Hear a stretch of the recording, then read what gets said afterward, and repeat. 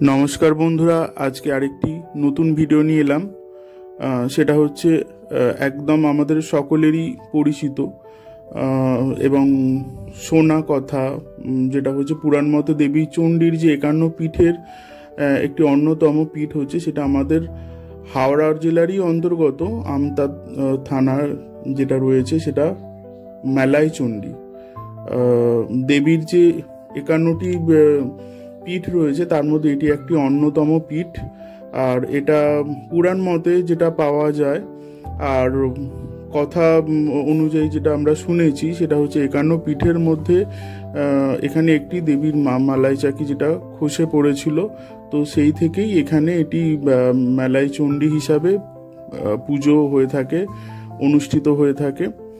আর এখানে যেটা জানা গেল সেটা যেটা স্বপন যে ব্যানার্জি, স্বপন যে ব্যানার্জি উনি ওখানকার পুরোহিত, ওনার মুখ থেকেই সমস্তটা শোনা কথা। তো সবটাই এখান থেকে খানিকটা ওনার কাছ থেকে জানলাম। আর অবশ্যই এখানে মন্দিরে দেখতেই পাচ্ছেন অনেক সুন্দর মানে কাজ, যদিও এগুলো সব সাম্প্রতিক কালেই তৈরি হয়েছে। আর মন্দিরের গর্ভগৃহের চারিপাশে যে সমস্ত প্রাচীরগুলো রয়েছে সেগুলো সুন্দর করে ভাস্কর্য দিয়ে সাজানো হয়েছে। আর সামনেই এটা হচ্ছে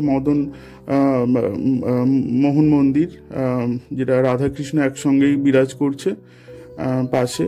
আর এখানে কিন্তু সমস্ত কৃষ্ণের যে সমস্ত বাল্য লীলা থেকে শুরু করে সমস্তটাই দেওয়া রয়েছে। আর এই হচ্ছে মোহন মন্দির, রাধাকৃষ্ণ একসাথে রয়েছে। এটাও খুব মানে সুন্দরভাবে এখানে সজ্জিত করা হয়েছে।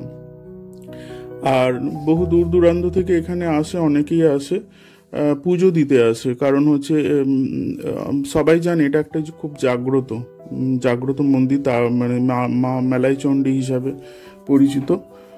আর যেটা এখানে আপনারা আসলেই কখনো দেখবেন। আর সত্যি এটা ভীষণই জাগ্রত, কারণ সবাই এখানে সবাই যারা ধর্ম বিশ্বাসী, যারা দেবতায় বিশ্বাসী, তারা বিশ্বাস করেন।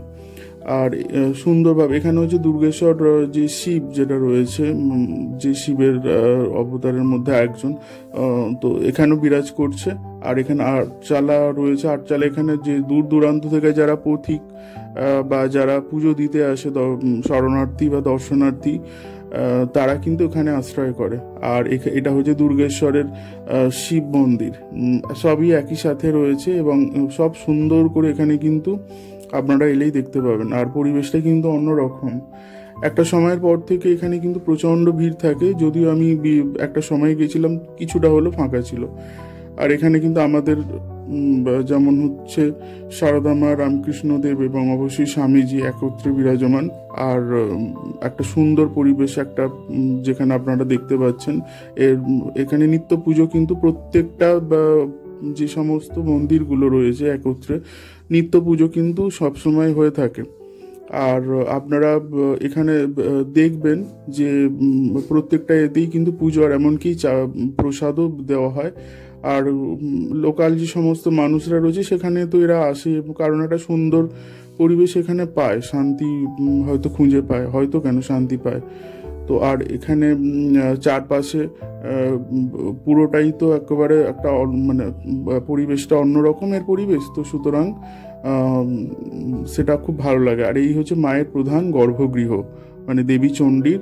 এখানে কিন্তু পুজো, যারা নিত্য পুজো দিতে আসেন তারা কিন্তু প্রত্যেকেই প্রসাদ পায়।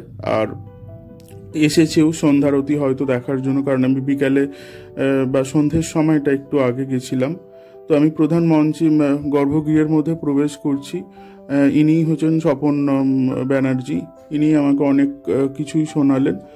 আর ওনার কথা অনুযায়ী যে জটাধারী চক্রবর্তী, উনি কিন্তু নপাড়াইতে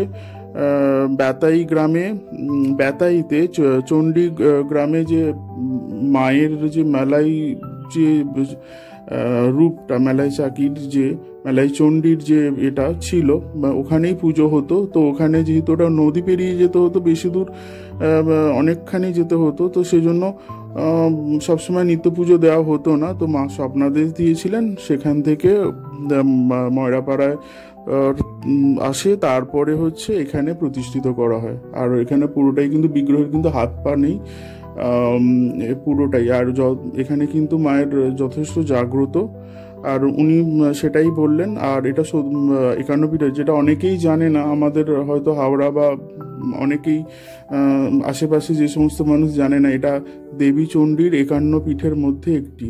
তো সুতরাং এই ভিডিওটা আপনারা যদি পারেন অবশ্যই পুরোটা দেখবেন, আর দেখে আশা করি কিছুটা হলেও জানতে পারবেন। আর কখনো এসে ঘুরে যাবেন, আর অবশ্যই স্মরণ করলে তো পাওয়াই যায়। আর এখানে শিবও একসাথেই বিরাজমান, যেটা হচ্ছে দুর্গেশ্বরের শিব মহাদেব। তো সেই জন্য এখানে বিভিন্ন অনুষ্ঠানগুলোতে প্রচুর ভিড় হয়ে থাকে, প্রচুর। তো আমি দেখে এই বেরিয়ে পড়লাম, আর ভিডিওটা আপনাদের জন্য রইলো। ভালো লাগলে একটু সাবস্ক্রাইব করে দেবেন। ধন্যবাদ।